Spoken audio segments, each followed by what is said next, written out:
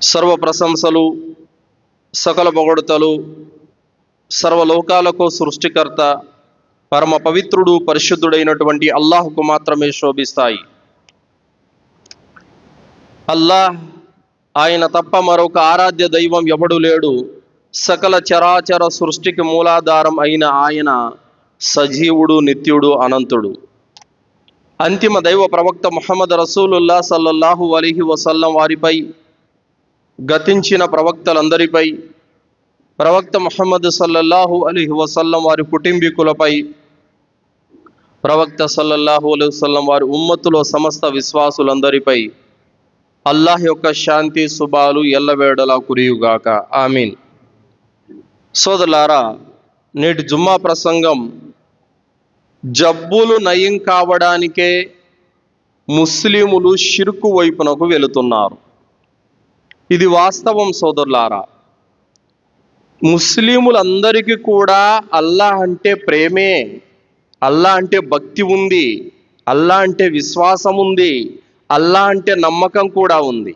కానీ జబ్బులు వచ్చినప్పుడు వాటికి భయపడి ఆ జబ్బులు నయం కావడానికి షిర్కు వైపునకు వెళ్తున్నారు. ఎందుకు వెళ్తున్నారు షిర్కు వైపునంటే అల్లాహ్ పట్ల భక్తి ప్రేమ లేక కాదు, వాళ్ళు మాకు జబ్బులు నయం చేస్తారు అన్నటువంటి ఒక పిచ్చి నమ్మకంతో వెళ్తున్నారు. ఏది ఏమైనప్పటికీ, ఏ విధంగా వెళ్ళినప్పటికీ కూడా అది షిర్కే అవుతుంది, అది బహుదైవారాధనే అవుతుంది. అంటే ఏ ముస్లిమునైనా మీరు అడిగినట్లయితే, నిన్ను పుట్టించిన దేవుడు ఎవరు అని అడిగితే, నన్ను పుట్టించిన దేవుడు అల్లాహ్ అని చెబుతాడు. నీకు మరణాన్ని ఇచ్చేది ఎవరు అనంటే, నాకు మరణాన్ని ఇచ్చేది అల్లాహ్ అని చెబుతాడు. మరి నీకు జబ్బు ఎక్కడ తగ్గిందంటే, ఫలానా మౌలాలి దర్గా దగ్గర తగ్గిందంటాడు. అంటే పుట్టించేది అల్లాహ్, మరణాన్ని ఇచ్చేది అల్లాహ్, జబ్బులు తగ్గించేది మాత్రం వీళ్ళ. ఇందులో వాస్తవం ఉందా? ఇందులో ఏ మేరకు వాస్తవం ఉందో ఖచ్చితంగా మనము తెలుసుకోవాలి సోదరులారా. అల్లాహ్ సుబ్హానహు తఆలా ఖురాన్ గ్రంథంలో 28వ సూరా 80వ వాక్యంలో అల్లాహ్ అంటున్నాడు, వఇదా మరిద్తు ఫహువ యష్ఫీన్. ఇబ్రాహీం అలైహిస్సలాం వారు అన్నారు, నాకు జబ్బు చేస్తే ఆ జబ్బును నయం చేసేవాడు అల్లాహ్ అని పలికాడు ఆయన. ప్రవక్తల పితామహుడైనటువంటి ఇబ్రాహీం అలైహిస్సలాం వారు ఏమంటున్నారు? నాకు జబ్బు చేస్తే దాన్ని నయం చేసేవాడు అల్లాహ్ అని అంటున్నాడు. కానీ మీరేమంటున్నారు? నన్ను పుట్టించింది అల్లాహే, మరణింపజేసేది కూడా అల్లాహే, కానీ జబ్బులు మాత్రం తగ్గించేది దర్గాల వద్ద ఉన్నటువంటి ఔలియాలు అన్నటువంటి భావన, విశ్వాసం చాలా మందిలో ఉంది. ఈ విశ్వాసము, ఈ నమ్మకము తౌహీద్కు వ్యతిరేకం. లా ఇలాహా ఇల్లల్లాహ్ అనే మాటకు విరుద్ధమైనటువంటి నమ్మకం ఇది. సోదరులారా, ముస్లిములలో ఈరోజు ఈ విధమైనటువంటి షిర్కు జొరబడి ఉంది అని అంటే కారణం దర్గాలే సోదరులారా. ముమ్మాటికి కూడా కారణం దర్గాలే. ముస్లిం సమాజాన్ని అంధకారాల వైపు, అజ్ఞానం వైపు తీసుకెళ్తున్నటువంటి పీఠాధిపతులు, ముజావర్లు, ఫకీర్లు ఎవరైతే ఉన్నారో వీళ్ళందరూ కూడా అల్లాహ్తో భయపడాలి. ఎందుకంటే మొట్టమొదటి ప్రవక్త ఆదం అలైహిస్సలాం వారిని మొదలుకొని చిట్ట చివరి ప్రవక్త ముహమ్మద్ రసూలుల్లాహ్ సల్లల్లాహు అలైహి వసల్లం వరకు వచ్చినటువంటి సమస్త ప్రవక్తలందరూ కూడా తీసుకొచ్చినటువంటి మెసేజ్, అల్లాహ్ తప్ప మరొక ఆరాధ్య దైవం ఎవడు లేడు, మీరు అల్లాహ్ను మాత్రమే ఆరాధించండి, ఆయన్నే నమ్ముకోండి, ఆయన్నే విశ్వసించండి, మీకే అవసరం వచ్చినా ఆయన్నే అడగండి అన్నటువంటి సందేశాన్ని తీసుకొని వచ్చారు. ఆదం అలైహిస్సలాం వారిని మొదలుకొని ప్రవక్త ముహమ్మద్ సల్లల్లాహు అలైహి వసల్లం వారికి వచ్చిన సమస్త ప్రవక్తలు మరియు ఖురాన్ హదీసు జ్ఞానం కలిగినటువంటి ఆనాటి నుండి నేటి వరకు ఉన్నటువంటి పండితులందరూ కూడా హోరెత్తి పిలుస్తున్నటువంటి విషయం ఏమిటంటే తౌహీద్, తౌహీద్, తౌహీద్, ఏక దైవారాధన వైపునకు రండి అని పిలుపునిస్తూ ఉంటే ఈ దర్గాల వద్ద ఉన్నటువంటి ముజావర్లు, ఈ దర్గాల వద్ద ఉన్నటువంటి పీఠాధిపతులు ముస్లిం సమాజాన్ని అజ్ఞానం వైపునకు, అంధకారం వైపునకు, చీకట్ల వైపునకు తీసుకెళ్లిపోతున్నారు. వీళ్ళు స్వచ్ఛమైనటువంటి ముస్లిం సమాజంలో ఏకదైవారాధన స్థాపించాల్సింది పోయి మలినంతో కూడుకున్నటువంటి షిర్కును ప్రబలింపచేస్తున్నారు. వీళ్ళు ఈ దర్గాల వద్ద జ్ఞానం ప్రబలుతుందా? దర్గాల వద్ద ఉండేది జ్ఞానం కాదు, అజ్ఞానం. ఈ దర్గాలలో నుండి ఏమైనా ఖురాన్ హదీసు జ్ఞానం బయటికి వెళ్తుందా? ఖురాన్ హదీసును కప్పిపెట్టి మూఢనమ్మకాల జ్ఞానం అక్కడ నేర్పబడుతుంది. ఎంతసేపు మంత్రాలు, తంత్రాలు, తాయెత్తులు, దారాలు, టెంకాయలు, నిమ్మకాయలు, ఇలాంటి బురుడి మాటలతో ప్రజల్ని నమ్మించి ఒమ్మించి లక్షల డబ్బులు దండుకోవడానికే ఈ దర్గాలు ఉన్నాయి తప్ప ఈ దర్గాల ఆరాధన అనేది, ఈ దర్గాల స్థాపన అనేది ఇస్లాము ధర్మానికి సంబంధించింది ఏమాత్రం కూడా కాదు సోదరులారా. కావున ఆనాటి నుండి పండితులు ఈనాటి వరకు ఈ మూఢనమ్మకాలను, ఈ షిర్కును, ఈ బిదాతుని, ఈ కుఫర్ని, ఈ అజ్ఞానపు చేష్టలను తుడిచేయటానికి రేయింబౌళ్ళు శ్రమిస్తూ ఉంటే ఈ దర్గా వద్ద ఉన్నటువంటి పీఠాధిపతులు, ముజావర్లు మాత్రము షిర్కును ప్రబలింపజేయడానికి పాటుపడుతున్నారు. ఇక సామాన్య ప్రజలు ఆలోచించుకోవాలి, ధర్మం ఎక్కడుంది, అధర్మం ఎక్కడుంది? అల్లాను మాత్రమే ఆరాధించండి, ఈ భూమండలంలో ఏ దేవుడు లేదు, ఏ దేవత లేదు, ఉన్నటువంటి వాడు అల్లాహ్ ఒక్కడే, ఆయన్ని ఆరాధించండి అని చెప్పేది సత్యమైన ధర్మం. లేదు, అల్లాహ్తో పాటు ఆ బాబా కూడా దేవుడే, ఈ బాబా కూడా దేవుడే, ఈయన కూడా ఔలియా దేవుడే, ఆ ఔలియా దేవుడే, ఈ సమాధిలో దేవుడు ఉన్నాడు, ఆ సమాధిలో దేవుడు ఉన్నాడు అన్నటువంటి మెసేజ్ ఇచ్చేటటువంటి ప్రతి వాడు కూడా శైతానే. సోదరులారా, ఇస్లాం ధర్మం స్వచ్ఛమైనటువంటి ధర్మాన్ని నేర్పిస్తుంది. కానీ ఈ దర్గాల వద్ద ఉన్నటువంటి ఆ స్వాములు ఎవరైతే ఉన్నారో వీళ్ళ స్వచ్ఛమైన ధర్మంలో కాస్త మురికిని తీసుకొని కలుపుతున్నారు. కేవలం వీళ్ళ స్వార్థాల కోసం, వీళ్ళ యొక్క పొట్టకూటి కోసమే ఇదంతా కూడా చేస్తా ఉన్నారు. సోదరులారా,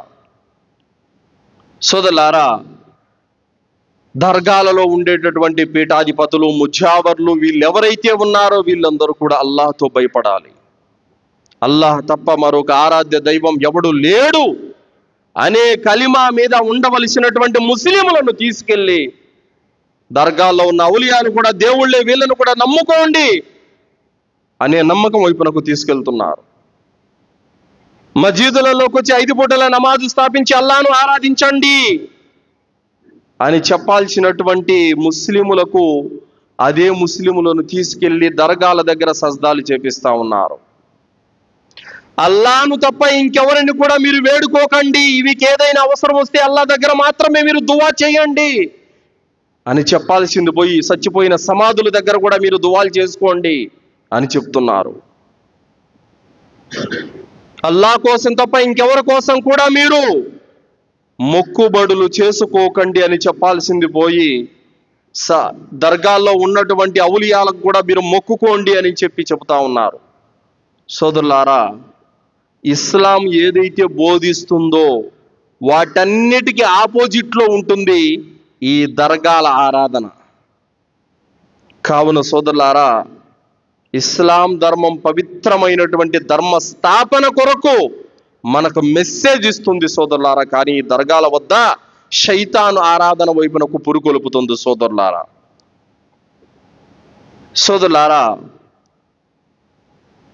ఒకసారి ఆత్మ పరిశీలన చేసుకోండి. ధర్మం ఏమి చెబుతుందో ఆలోచించండి.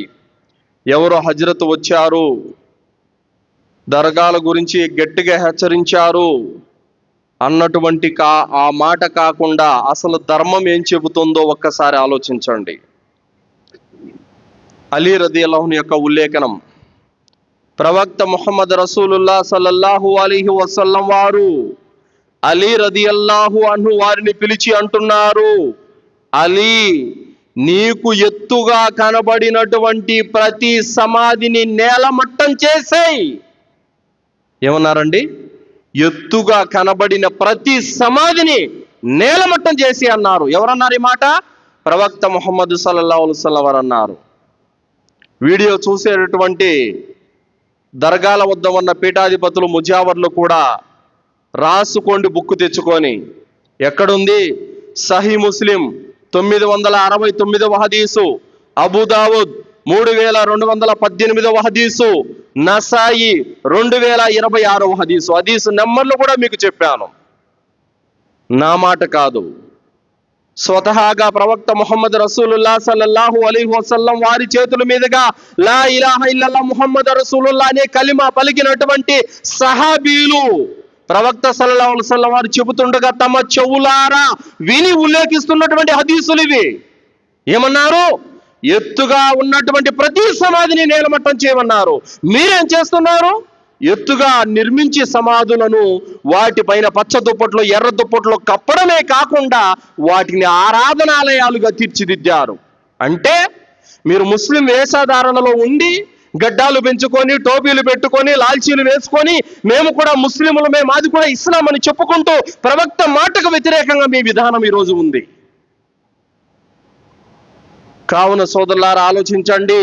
ప్రవక్త సల్లల్లాహు అలైహి వసల్లం వారి సమాధులను ఎత్తుగా కట్టొద్దు అని అన్నారు. ఆ ప్రవక్త ముహమ్మద్ సల్లల్లాహు అలైహి వసల్లం వారి యొక్క సమాధి సైతం నేలలోనే ఉందే తప్ప ఆయన మనిషి ఎత్తు కట్టి నిర్మించినట్లు ఎక్కడ ఆధారాలు లేవు. ఏ ప్రవక్త సమాధి కానీ, ఏ సహాబీ సమాధి కానీ నేల మీద మట్టిలో ఓ జానడెత్తు మట్టి మాత్రమే ఉంటుందే తప్ప ఏ సమాధిని గచ్చుతోనూ, సిమెంటుతోనూ, దృఢంగా రాతి కట్టడంతోనూ, సత్రాలతోనూ నిర్మించబడినట్లు మీరు ఎక్కడా చూడలేరు. మరి ప్రవక్త ముహమ్మద్ సల్లల్లాహు అలైహి వసల్లం వారి యొక్క మాటకు వ్యతిరేకంగా వెళ్ళేటటువంటి వీరు ఏ విధంగా ముస్లిములు వీళ్ళు ఒక్కసారి ఆలోచించండి సోదరులారా. కావున దర్గాలను, సమాధులను ఎత్తుగా నిర్మించడము ఇస్లాం ధర్మం కాదు.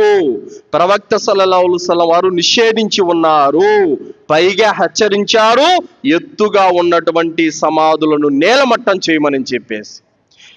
ఇంకా ఆరాధనాలయాలుగా చలామణి అవుతున్నటువంటి సమాధుల గతి ఏమిటి? ప్రవక్త సల్లల్లాహు అలైహి వసల్లం వారు తెలియజేస్తున్నారు సోదరులారా. ఆయిషా రదియల్లాహు అన్హా ఉల్లేఖనం, ప్రవక్త ముహమ్మద్ సల్లల్లాహు అలైహి వసల్లం వారు మరణ సమయంలో ఉన్నారు. మరణానికి 4 రోజుల ముందర చెప్పినటువంటి మాట ఏమిటో తెలుసా? అలా లఅనతుల్లాహి యహూద వన్నసారా ఇత్తఖదు అంబియాహుం మసాజిద కుబూరా. యహూదీల పైన, నస్రానీల పైన అల్లాహ్ యొక్క శాపం పడుగాక. ఎందుకంటే వాళ్ళు తమ ప్రవక్తల యొక్క సమాధులను సజ్దాలు చేసే ఆరాధనాలయంగా చేసుకున్నారు. అర్థమైందా? ఏమంటున్నారు? యహూదీల పైన, నస్రానీల పైన అల్లాహ్ లానతు పడాలంట. ఎందుకు అల్లాహ్ లానతు పడాలి వాళ్ళ మీద అంటే, మనుషులైనటువంటి, మానవ మాతృలైనటువంటి ప్రవక్తల సమాధులను వాళ్ళు ఆరాధనాలయాలుగా చేసుకున్నారు, అందుకు లానతు పడాలన్నారు. మరి వీళ్ళు ఏం చేస్తున్నారు? ప్రవక్తల కంటే తక్కువ స్థాయి అయినటువంటి ఔలియాల యొక్క సమాధులను నిర్మించి వాటి దగ్గర సజ్దాలు చేయడము, దువాలు చేయడము, రుకులు చేయడము, ప్రదక్షిణలు చేయడము, కడ్డీలు వెలిగించడము, ఇంకా మొక్కుబడులు చేసుకోవడము, ఇన్ని ఆరాధనలు చేస్తున్నారు. మరి అదే యహూదీల పైన, అదే నస్రానీల పైన ఉన్నటువంటి అల్లాహ్ యొక్క లానత్ ఈ దర్గాల వద్ద ఎవరైతే సమాధులు కట్టి ఆరాధనలు చేస్తున్నారో వీళ్ళ మీద కూడా ఉంది అదే లానత్. సోదరులారా, ఇది నా నోటి మాట కాదు. సహీ అల్ బుఖారీ 1330వ హదీసు, సహీ ముస్లిం 529వ హదీసు, మువత్తా ఇమాం మాలిక్ 528వ హదీసు. ఇవన్నీ దలీలు సోదరులారా, ప్రూఫ్స్. ఇవన్నీ కూడా సహాబీలు ప్రవక్త సల్లల్లాహు అలైహి వసల్లం వారు చెబుతుండగా విని క్రోడీకరించినటువంటి హదీసులు సోదరులారా ఇవన్నీ. ఈ హదీసును చెబుతుంది ఎవరు? ప్రవక్త సల్లల్లాహు అలైహి వసల్లం వారి ధర్మ పత్ని అయినటువంటి అమ్మ ఆయిషా రదియల్లాహు తఆలా అన్హా వారు ఉల్లేఖిస్తున్నారు ఈ మాటని. మరి అమ్మ ఆయిషా రదియల్లాహు అన్హా చెబుతున్న మాట కూడా మీరు వినరా? ఆమె చెబుతుంది సమాధులను సజ్దాలు యొక్క స్థలాలుగా చేసుకున్న వారి మీద అల్లాహ్ లానతు ఉంటుందని. మరి ఈరోజు మీరు చేస్తుంది ఏంటి? అలాగే సోదరులారా, ప్రవక్త ముహమ్మద్ సల్లల్లాహు అలైహి వసల్లం వారు తెలియజేశారు, అబూ హురైరా రదియల్లాహు అన్హు యొక్క ఉల్లేఖనం, నా సమాధిని ఉత్సవ కేంద్రంగా చేయకండి, మీరు ఎక్కడ ఉన్నా నాపై దరూదు పఠించండి, ఆ దరూదు అల్లాహ్ నా వద్దకు చేరుస్తాడు. ఏమన్నారు? నా సమాధిని ఉత్సవ కేంద్రంగా చేయకండి. మరి వీళ్ళు ఏం చేస్తున్నారు? సమాధులు నిర్మించి వాటి దగ్గర ఉరుసులు, గంధాలు, పీర్ల పండగలు, ఇంకా బడేరాతులు, ఇంకా రజబు కుండేలు, మిలాదున్నబీ ఒకటా రెండా, ఏ విధంగా వీళ్ళు ఉత్సవ కేంద్రంగా చేయొద్దు అని ప్రవక్త గారు చెప్పి వెళితే అలాంటి ఉత్సవాలు 100 పెట్టేసుకున్నారు వీళ్ళు సాంప్రదాయంగా. మరి సునన్ అబుదావుద్ 2042, ముస్నద్ అహ్మద్ 7030, 7352 హదీసు, మువత్తా ఇమాం మాలిక్ 587 హదీసు. ఇన్ని చోట్ల చెప్పడం జరిగింది సమాధులను ఉత్సవ కేంద్రంగా చెయ్యొద్దు అని. మరి వీళ్ళు సమాధి దగ్గర ఉరుసు చేస్తున్నారు, సమాధుల దగ్గరే గంధాలు నిర్వహిస్తున్నారు, సమాధుల దగ్గర సీరియల్ లైట్లు తగిలించి ఆర్భాటాలు చేసి, ఇదంతా కూడా శైతాను చేస్తలే. సోదరులారా, మనం ఇప్పటి వరకు 3 హదీసులు దలీల్తో సహా తెలుసుకున్నాం. ఒకటేమిటి? సమాధిని ఎత్తుగా నిర్మించకూడదు అని ప్రవక్త గారు గట్టిగా హెచ్చరిక చేశారు. కానీ వీళ్ళు దర్గాల వద్ద ఉన్నవారు ఏం చేస్తున్నారు? సమాధులను కడితే ఎత్తుగానే కట్టి అలంకరణ చేస్తున్నారు. రెండోది ఏం చెప్పారు? సమాధులను సజ్దాల స్థలాలుగా చేయరాదు అని చెప్పారు. కానీ వీళ్ళు ఆ సమాధుల దగ్గరే సజ్దాలు చేస్తూ ఉంటారు. మళ్ళీ ఏం చేశారు? సమాధులను ఉత్సవ కేంద్రంగా చెయ్యొద్దు అని ప్రవక్త గారు అన్నారు. వీళ్ళు ఏం చేస్తున్నారు? సమాధుల దగ్గర ఉత్సవాలు జరుపుతూ ఉంటారు. ప్రవక్త ముహమ్మద్ సల్లల్లాహు అలైహి వసల్లం వారి యొక్క మాటలను పెడచెవిన పెట్టి హదీసులను పట్టించుకోకుండా, ఖురాన్ ఆయతులను పట్టించుకోకుండా తమ ఇష్టానుసారం సైతాను చేష్టలను ఫాలో అయిపోతున్నటువంటి వాళ్ళు ఈ దర్గాల వద్ద ఉన్నటువంటి వాళ్ళు. వీళ్ళ దగ్గర ఇసుమంతైనా సరే ధర్మం లేదు సోదరులారా. కావున ముస్లిం ప్రజలారా, దర్గాల వద్ద ఉన్నది ఇస్లాం కాదు. దర్గాల వద్దకు వెళుతున్న వారు ఖురాన్ను ధిక్కరిస్తున్నారు. దర్గాల వద్దకు వెళుతున్న వారు ప్రవక్త ముహమ్మద్ సల్లల్లాహు అలైహి వసల్లం వారి మాటలను వ్యతిరేకిస్తున్నారు. ప్రవక్త సల్లల్లాహు అలైహి వసల్లం వారి సున్నతుకు వ్యతిరేకంగా నడుస్తున్నారు. కావున ప్రతి ముస్లిం ఆత్మ పరిశీలన చేసుకోండి. దర్గాలకు వెళ్ళటం నిషేధం, అక్కడ సమాధులను ఆరాధించడం నిషేధం, ఆ సమాధుల వద్ద సజ్దాలు చేయడం నిషేధం, ఆ సమాధుల వద్ద దువాలు చేయడం నిషేధం, ఆ సమాధుల చుట్టూ తిరగడం నిషేధం. ఇదంతా దర్గాల వద్ద జరిగే కార్యాలన్నీ కూడా ఇస్లాం ధర్మానికి వ్యతిరేకమైనటువంటి కార్యాలు. కావున సోదరులారా, దర్గాల ఆరాధన ఇస్లాం ధర్మానికి సంబంధించిన విషయాలు కాదు. ప్రవక్త గారు వారించినవన్నీ అక్కడ జరుగుతూ ఉంటాయి.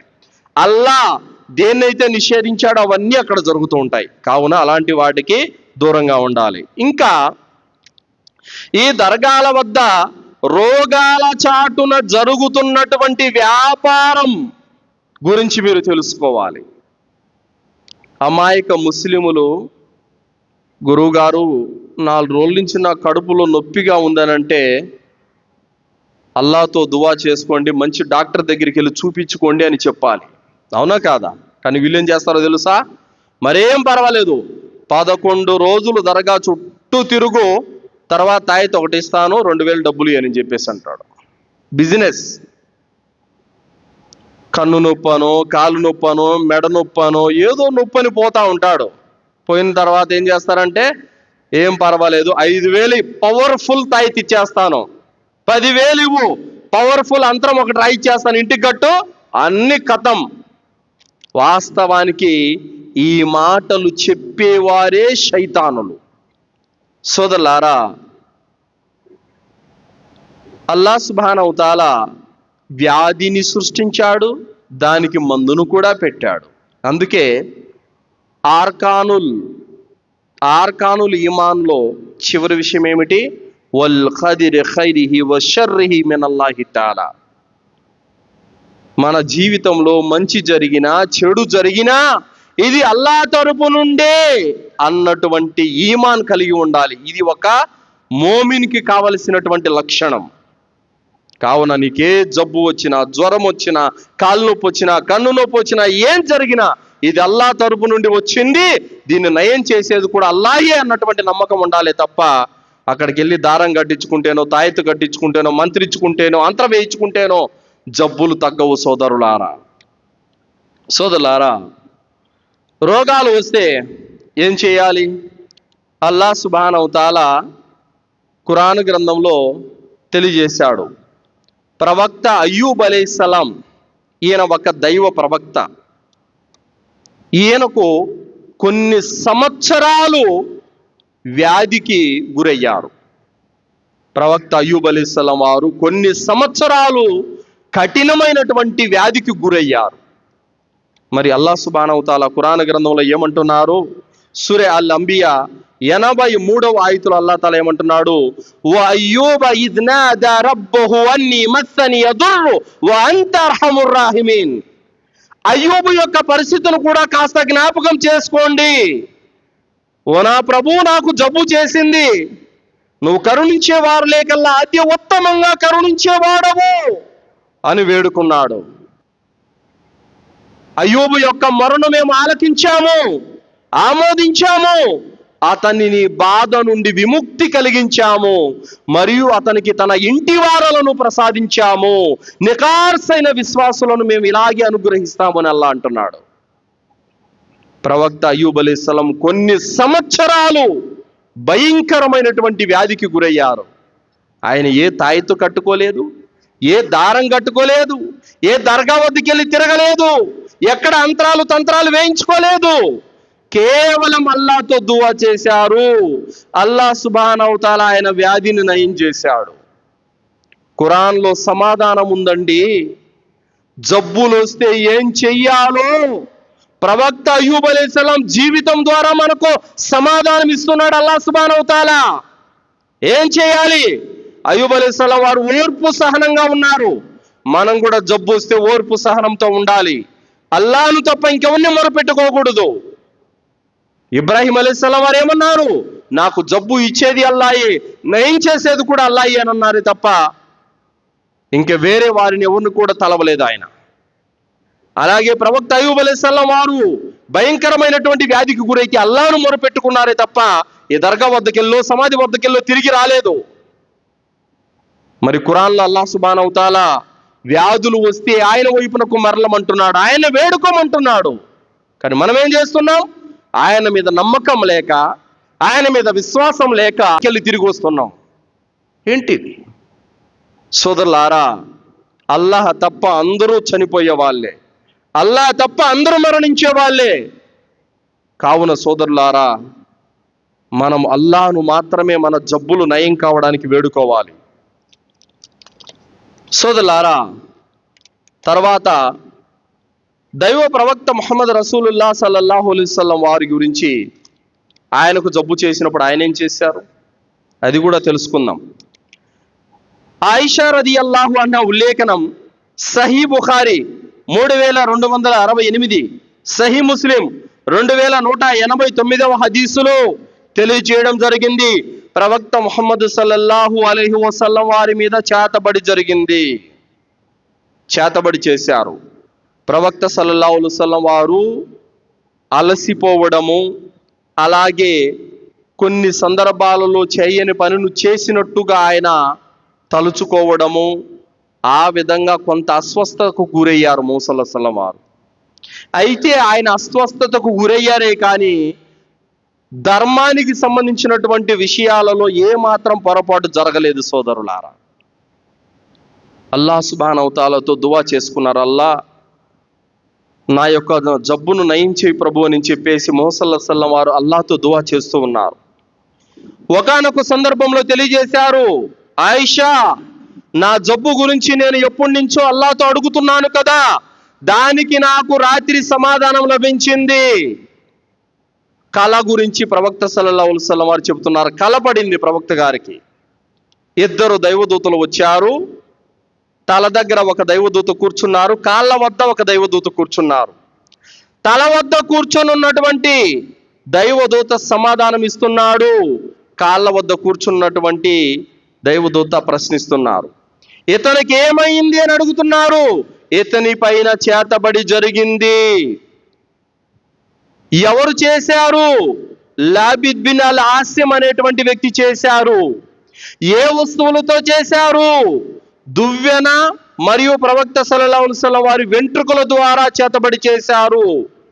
ఎక్కడ పెట్టారు? దర్వాన్ అనేటువంటి బావిలో పెట్టారు. ఆ బావి గోడలో ఒక ఖర్జూరపు చెట్టు ఉంది, అందులో భద్రంగా పెట్టి ఉంచారు. తర్వాత ప్రవక్త సల్లల్లాహు అలైహి వసల్లం వారు 2 సహచరులను తీసుకొని వెళ్ళారు. దర్వాన్ అనేటువంటి బావి దగ్గరికి వెళ్ళారు. ఆ బావి యొక్క ఖర్జూరపు తుట్టులో ఒక మూట లభించింది.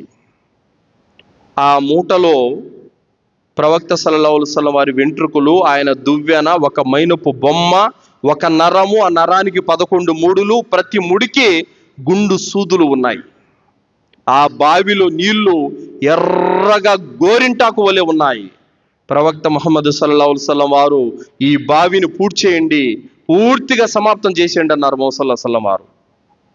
తర్వాత జిబ్రీల్ అలైహిస్సలాం వారు వచ్చారు.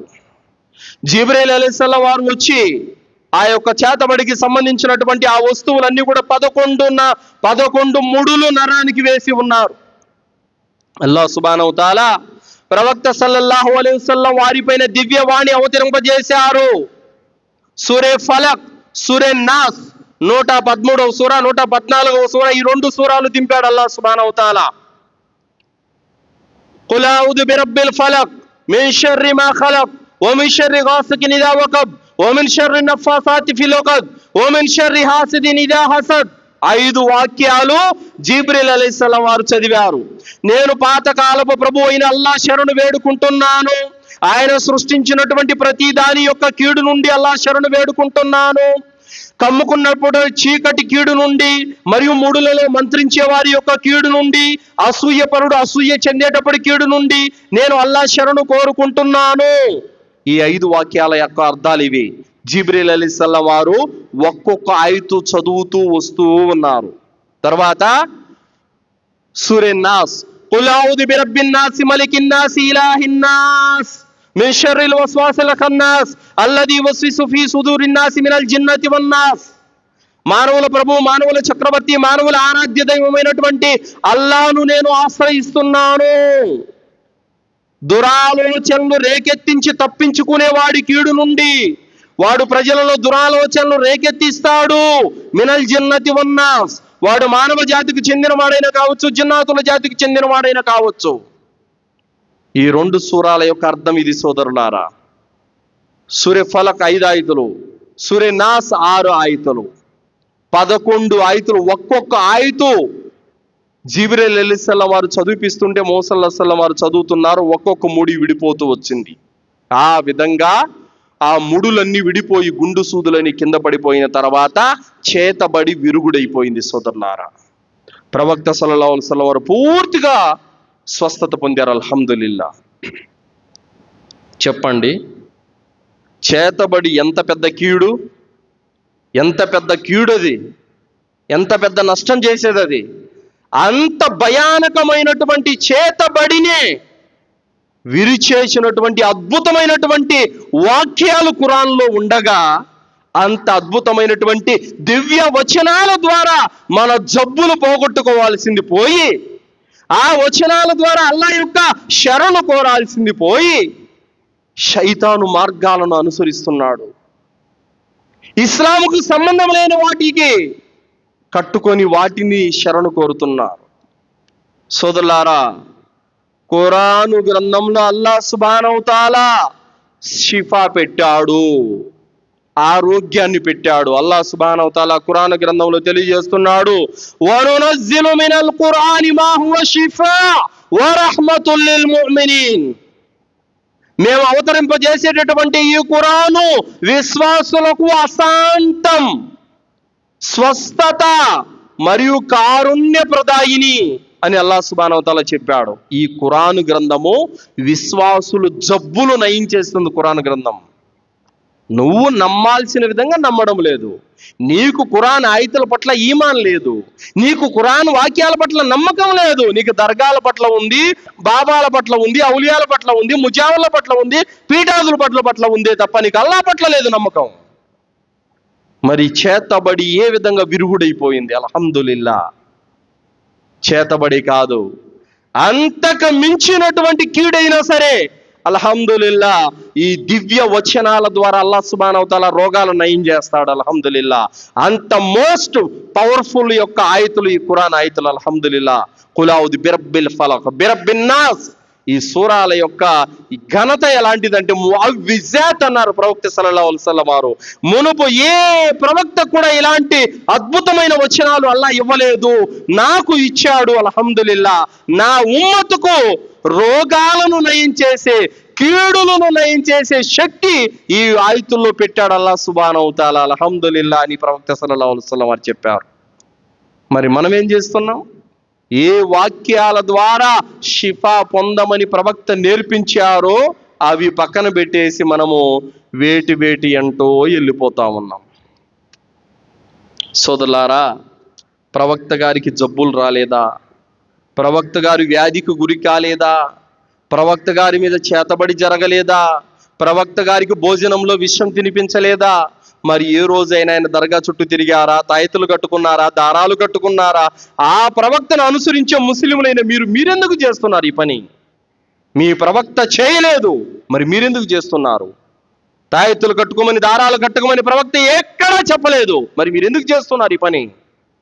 చెప్పండి, ఆత్మ పరిశీలన చేసుకోండి, హృదయంతో ఆలోచించండి. 114 సూరాలలో ఎక్కడ కూడా ఈ తాయతుల ప్రస్తావన, దారాల ప్రస్తావన, దర్గాల ప్రస్తావన, సమాధుల ప్రస్తావన ఎక్కడ కూడా కనపడదే మీకు?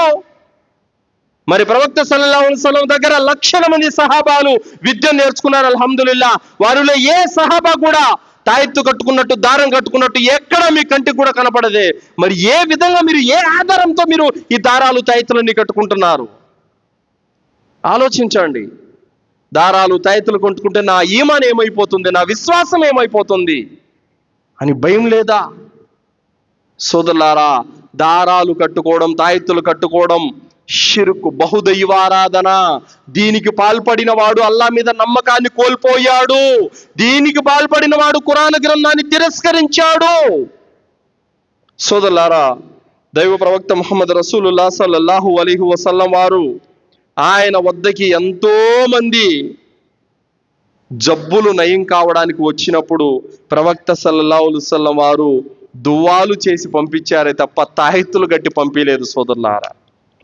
సోదరులారా, దైవ ప్రవక్త ముహమ్మద్ సల్లల్లాహు అలైహి వసల్లం వారి వద్దకి ఒక స్త్రీ వచ్చింది. అతా బిన్ అబీ రబా ఉల్లేఖనం బుఖారీ 5652వ హదీసు, ముస్లిం 2576వ హదీసు. ఒక నల్లటి స్త్రీ ప్రవక్త సల్లల్లాహు అలైహి వసల్లం వారి వద్దకు వచ్చింది. అల్లాహ్ యొక్క ప్రవక్త, నాకు మూర్ఛ వ్యాధి ఉంది, నేను మూర్ఛపోయి పడిపోతున్నాను. ఆ పడిపోయిన సమయంలో నా ఒంటి మీద బట్టలు కూడా ఎగిరిపోతున్నాయి, చాలా బాధగా ఉంది ప్రవక్త, నా కోసం దువా చేయండి అని. ప్రవక్త సల్లల్లాహు అలైహి వసల్లం వారు అన్నారు, అమ్మా, నేను కనుక దువా చేసినానంటే నీ రోగం నయమైపోతుంది. మరి ఓర్పు వహించినట్లయితే కనుక అల్లాహ్ దీనికి బదులు నీకు జన్నత్ ఇచ్చేస్తాడు. మరి నీకేం కావాలి? నేను దువా చేసేది కావాలా? ఓర్పు వహిస్తావా? ఓర్పు వహిస్తే కనుక అల్లాహ్ జన్నత్ ఇస్తాడు. ఏం కావాలంటే, ప్రవక్త దువా చేయొద్దు, నేను ఓర్పు సహనం పాటిస్తాను, నాకు జన్నతే కావాలి అని చెప్పింది. అయితే ప్రవక్త, ఒక కండిషన్, నేను మూర్ఛపోయినప్పుడు నా ఒంటి మీద బట్టలు తొలగిపోకుండా ఉండటానికి దువా చేయండి అన్నారు. ప్రవక్త ముహమ్మద్ సల్లల్లాహు అలైహి వసల్లం వారు దువా చేశారు. అల్హమ్దులిల్లా, ఆమెకు దాని తర్వాత ఎప్పుడు మూర్ఛ వ్యాధి వచ్చినా కూడా బట్టలు మాత్రం చెక్కు చెదరకుండా ఆమె కప్పబడి ఉండేవి. ప్రవక్త గారు, ఓహో మూర్ఛ వ్యాధి ఉందా, అయితే 2000 ఈ తాయెత్తు కడతా, తీసుకో అని అనలేదు. నల్లటి దారం వేస్తా, వేసుకో, నీకు మూర్ఛ వ్యాధి తగ్గిపోతుంది అని అనలేదు. లేకపోతే సమాధి ఉంది, ఆ సమాధి చుట్టూ తిరిగి రాపో అని చెప్పలేదు.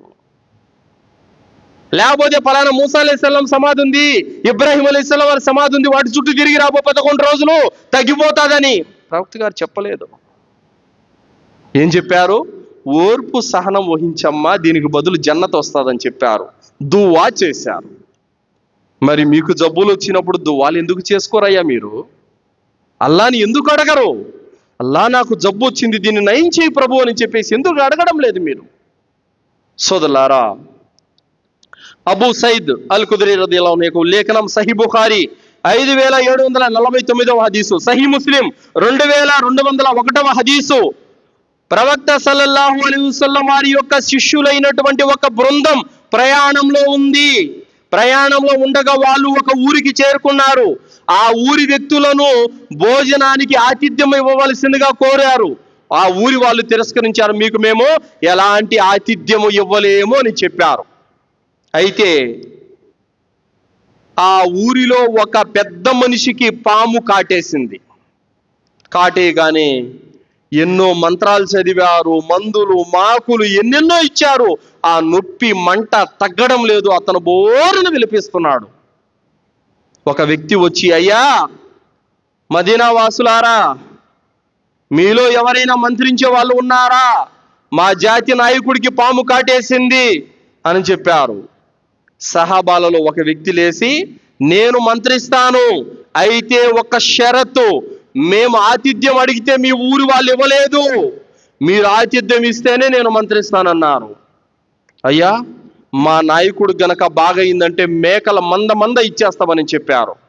అప్పుడు ఆ సహాబీ వెళ్ళి ఆ నాయకుడికి ఎక్కడైతే పాము కరిచిందో అక్కడ ఆయన సూర్య ఫాతిహా చదివారు. అల్హమ్దులిల్లా, నయమైపోయింది. మేకల మంద ఇచ్చేశారు. సహాబీలు పంచుకున్నామనుకున్నారు. లేదు, మనము ప్రవక్త దగ్గర ఈ మాట పెట్టి ఇందులో ఎంత మటుకు వాస్తవం ముందు కనుక్కొని తర్వాత బాగా పరిష్కారాలు చేసుకున్నామన్నారు. ప్రవక్త సల్లల్లాహు అలైహి వసల్లం వారి వద్దకు వెళ్ళారు. అల్లాహ్ యొక్క ప్రవక్తమై ఒక తెగ వద్దకు వెళ్ళాము. ఆ జాతి నాయకుడికి పాము కాటేసింది. సూర్య ఫాతిహా చదవగానే అతనికి తగ్గిపోయింది. మరి ఇది సమ్మతమేనా అన్నారు. ప్రవక్త గారు అన్నారు, అరే సూర్య ఫాతిహా ద్వారా నొప్పి జబ్బు నయమవుతుందని మీకెలా తెలుసు అని అన్నారు మూసలసలం వారు. ప్రవక్త గారు అన్నారు, మీరు సరైన పని చేశారు, కాబట్టి ఆ మేకలలో నాకు కూడా వాటా పంచండి అని మూసలసలం వారు అన్నారు.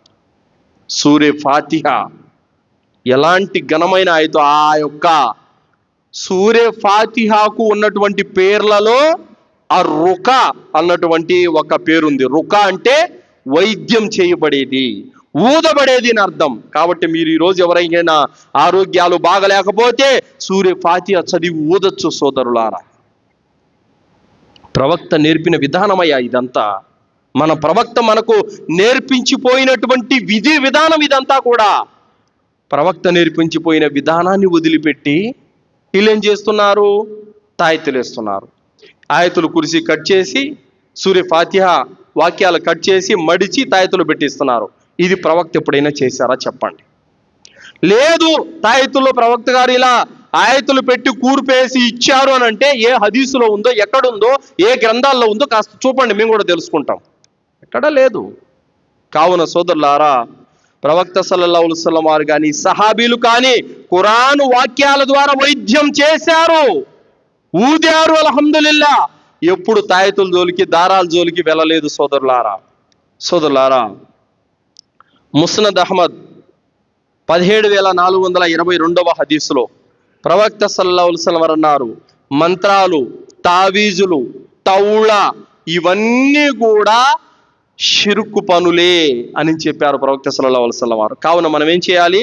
దైవ ప్రవక్త ముహమ్మద్ సల్లల్లాహు అలైహి వసల్లం వారు ఏ విధానాన్ని అయితే నేర్పించారో ఆ విధానాన్ని మనం ఫాలో అవ్వాలి తప్ప దైవ ప్రవక్త నేర్పని దాని జోలికి మనం వెళ్ళకూడదు. సరే, ఇప్పుడు మీకు ఎవరికైనా తేలు కానీ పాము కానీ కుట్టింది, ఏం చేయాలి? సూర్య ఫాతిహా చదవాలి.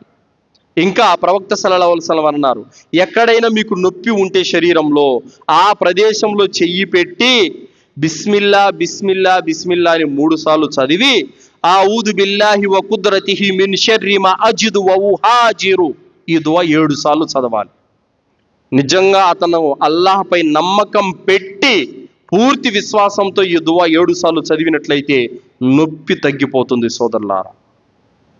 ఇంకా ప్రవక్త గారు అనేక దువాలు, చిన్నపిల్లల దిష్టి కోసము మెడ నిండా తాయితులు వేస్తారు, బొగ్గల నిండా దిష్టి చుక్కలు పెడతారు. ఇది కాదు. ప్రవక్త సల్లల్లాహు అలైహి వసల్లం వారు తెలియజేశారు, దువా నేర్పించారు. ఇమాం హసన్ హుస్సేన్ రదియల్లాహు అన్హు వారికి దిష్టి తగిలినప్పుడు ఏం చేసేవారు? ఓయిదుకుమ బికలిమాతిల్లాహి తామ్మ వమిన్ కుల్లి షైతాని వహమ్మ వమిన్ కుల్లి ఐనిన్ లామ్మ ఈ దువా నేర్పించారు ముహమ్మద్ సల్లల్లాహు అలైహి వసల్లం. ఆ దువా చదివి ఇమాం హసన్ హుస్సేన్ల మీద ఊదారు. మనం కూడా ఏం చేయాలి? ఆవుదు బికలిమాతిల్లాహి తామ్మ వమిన్ కుల్లి శైతాని వహామ్ వమిన్ కుల్లి ఐనిన్ లామ్. ఈ దువా చిన్న దువా. ఈ దువా చదివి పిల్లవాడి ముఖం మీద ఉఫ్ ఉఫ్ అని ఊదినట్లయితే గనక ఎంత పెద్ద కీడు ఉన్నా తొలగిపోతుంది. ప్రవక్త ఏ విధానాన్ని, ఏ పద్ధతిని మనకు నేర్పారో దాన్ని మనం వదిలిపెట్టేసి శైతాను మార్గాలన్నీ మనం ఆశ్రయిస్తున్నాము. ఇది సరైన పద్ధతి కాదు. సోదరులారా, మీ జబ్బుల కోసం, మీ రోగాల కోసం, అవి నయం కావడం కోసం మీరు అల్లా యొక్క వచనాలను ఆశ్రయించాలి. అల్లా యొక్క వచనాల ద్వారా మీరు జబ్బులు నయం కావాలని మీరు వైద్యం చేయించుకోవాలి తప్ప మీరు దర్గాలను, సమాధులను, ముజావళ్లను, పీఠాధిపతులను ఆశ్రయించారో డైరెక్ట్గా మీరు శైతాన్ని ఆశ్రయించినట్టే సోదరులారా. కావున అల్లా అద్భుతమైనటువంటి దివ్య వాణి ఖురాను గ్రంథాన్ని పంపాడు. అల్హమ్దులిల్లా. తాయితుల కంటే, దారాల కంటే, అంతరాల కంటే, మంత్రాల కంటే ఎన్నో రెట్లు ఉత్తమమైనది, మోస్ట్ పవర్ఫుల్ అల్హమ్దులిల్లా ఖురాను గ్రంథం. అలాంటి ఖురాను గ్రంథాన్ని మనము ఏ విధంగా నమ్మాలో ఆ విధంగా నమ్మని కారణంగా ఈరోజు మనం మార్గభ్రష్టులమైపోయేటువంటి పరిస్థితి వచ్చేసి ఉండాలి.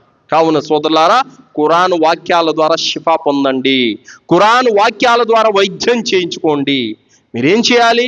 అల్లాతో దువా చేయాలి, దువాలు చదువుకోవాలి, ఖురాన్ వాక్యాలు చదువుకోవాలి, ఇంకా సదకా చేయాలి. అల్హమ్దుల్లా. అల్లా మీరేం చేయాలి? ఒక 500 డబ్బులు ఇవ్వండి పేదకి, ఎవరికైనా నిరుపేదకి ఇచ్చేయండి.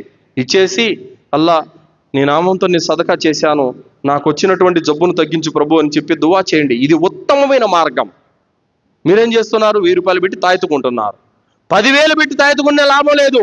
500 డబ్బులు ఒక నిరుపేదకు దానం చేసి అల్లా ఆ దానాన్ని స్వీకరించి నా జబ్బును తగ్గించి ప్రభు అని వేడుకోండి. అల్హమ్దులిల్లా. ఆ నిరుపేద లాభం పొందుతాడు, అల్లా నీకు షిఫా ఇస్తాడు. అల్హమ్దులిల్లా. ఇది విధానం, ఇది పద్ధతి. కావున సోదరులారా, ఇంత దూరం వచ్చి మీకెందుకు పదే పదే చెబుతున్నానంటే సోదరులారా, ఇస్లాం అంటే లా ఇలాహ ఇల్లల్లా ముహమ్మద్ రసూలుల్లా, అల్లా తప్ప మరొక ఆరాధ్య దైవం ఎవడు లేడు, ముహమ్మద్ సల్లల్లాహు అలైహి వసల్లం అల్లా యొక్క ప్రవక్త మరియు చిట్ట చివరి యొక్క ప్రవక్త, అల్లా యొక్క దాసుడు అని సాక్ష్యం పలకాలి. 5 పూట్ల నమాజ్ చేయాలి, రంజాన్లో రోజాలు పాటించాలి, స్తోమత ఉంటే హజ్జు చేయాలి, స్తోమత ఉంటే జకాత్ ఇవ్వాలి. ఇది ఇస్లాం సోదరులారా. ఈ దర్గాలకు వెళ్ళడము, తాయెత్తులు గడుచుకోవడం, దారాలు కట్టించుకోవడం, అంతరాలు, తంత్రాలు, ఇది ఇస్లాం కాదు సోదరులారా. ఇస్లాంకు సంబంధం కూడా లేదు ఇలాంటివి సోదరులారా. కావున స్వచ్ఛమైన ఇస్లాం ధర్మాన్ని ఆచరించండి.